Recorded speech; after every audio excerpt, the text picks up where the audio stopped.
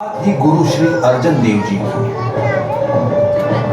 जिनका समाधि स्थल डेरा साहिब गुरुद्वारा यहीं पर मौजूद है। लाहौर मशहूर हुआ लाला लाजपत राय के साइमन कमीशन के खिलाफ बगावत और उस लाठी चार्ज की घटना से, जिसमें वे शहीद हुए।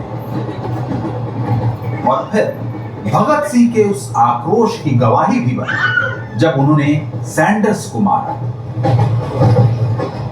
लाहौर में तमाम घटनाएं घटी हैं जिसने हिंदुस्तान की तस्वीर और तकदीर को बदलने में एक अहम भूमिका निभाई है।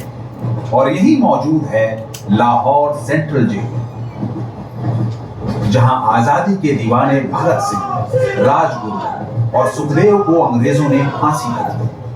पर वो कहां जानते थे कि जलजले में पत्थर फेंकने से आग नहीं बुझती, शोले और भड़कते हैं।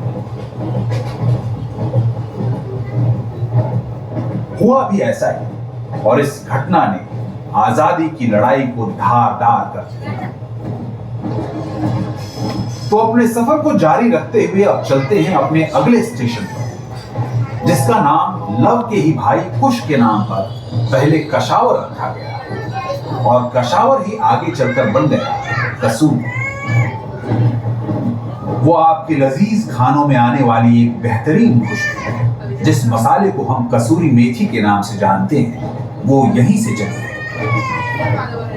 खैर, बात सिर्फ मसालों की ही नहीं, थोड़ी खुदाया भी है। कसूर शहर मशहूर पीर बुल्ले शाह और बाबा फरीद चिश्ती का शहर है। कई पीरों की मजारों से रोशन इस शहर को पीरों का शहर भी कहा जाता है। इन गलियों में बुल्ले शाह के शेर के अशआर भारतीय संगीत की धुन में सराबोर होकर सुनने को जब भी मिलता है तो मानो रूह तक को सुकून मिल जाया करता है। कसूर में श्री मालजी साहब गुरुद्वारा भी, गुरु नानक जी और भाई मर्दाना यहां आए थे।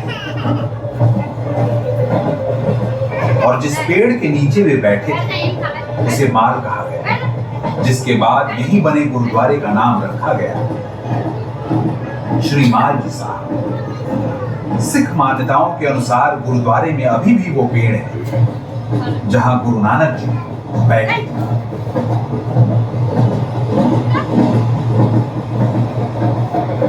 अब आप अपनी नजरों को दिलचस्प नजारों के साथ साथ इस ब्रिज पे भी रोशनी डालने को कहें। इसे कैसरे हिंद ब्रिज के नाम से जाना जाता है।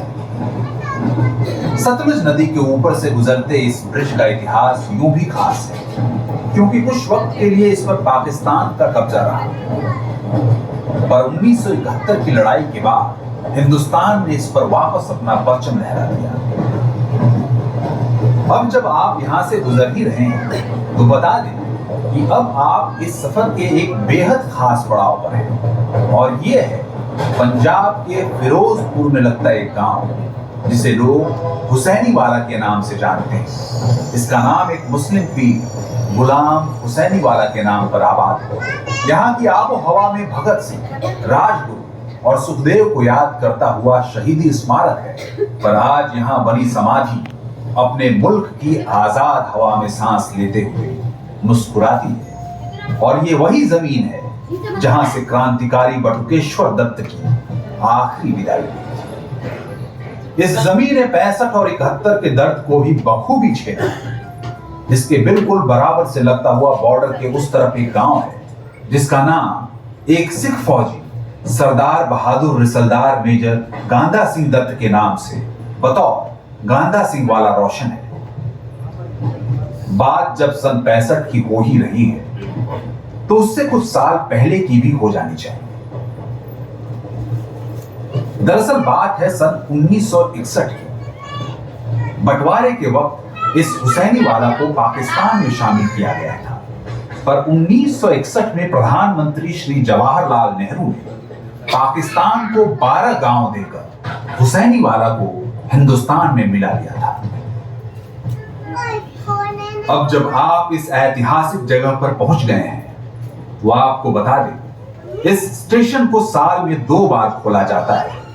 23 मार्च यानी शहीदी दिवस के दिन और 13 अप्रैल यानी बैसाखी के दिन। इस दौरान भारत पाकिस्तान अंतर्राष्ट्रीय हुसैनीवाला बॉर्डर पर विशाल मेला आयोजित किया जाता है। कई लोग शहीदी स्मारक के अंदर बने तालाब में नहाते हैं और शहीद आजम भगत सिंह, राजगुरु व सुखदेव जी की समाधि पर माथा टेकते हैं। यहां पर आने के बाद उन महान आत्माओं का, यहां की मिट्टी और आबो हवा का शुक्रिया अदा जरूर कीजिएगा। आज आपका और हमारा साथ यहीं तक था, लेकिन ट्रेन का सफर कभी नहीं रुकता। बॉलीवुड के अनगिनत सितारों को इस ट्रेन ने उनकी मंजिल तक पहुंचाया है और आज हम भी रुपहले पर्दे के उन सितारों की यात्रा को कुछ हद तक महसूस कर पाए। ये मुसाफिर जल्द ही किसी और सफर पर आपको ले चलेगा और वहां के किसी और किस्से से आपका वक्त गुलजार करेगा। धन्यवाद।